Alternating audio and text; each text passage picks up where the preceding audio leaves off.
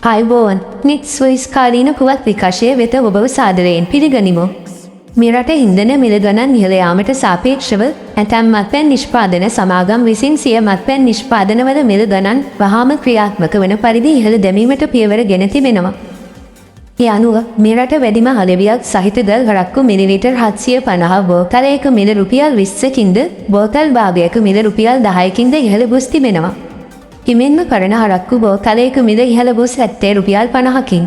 මීට අමතරව විස්කි සහ බ්‍රැන්ඩි වර්ගයේ මත්පැන් බෝතලයක මිල රුපියල් 100කින් ඉහළ දැමීමට අදාළ සමාගම් කටයුතු කර තිබෙනවා. කෙසේ වෙතත් මෙවර බියර් මිල ගණන්වල කිසිදු වෙනසක් සිදුව නොමැති බව සඳහන්. මීට මාසයකට පමණ පෙරද අදාළ සමාගම විසින් වෙනත් මත්පැන් වර්ග කිහිපයක මිල ගණන් ඉහළ දැමීමට කටයුතු කර තිබුණා.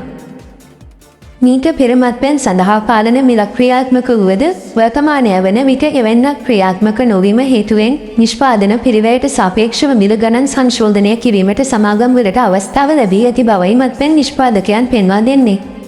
මෙවැනි උණුසුම් පුවත් එසැනින් දැන ගැනීමට නෙට් ස්වයිස් YouTube නාලිකාව සබ්ස්ක්‍රයිබ් කර බෙල් අයිකනය ක්‍රියාත්මක කරන්න.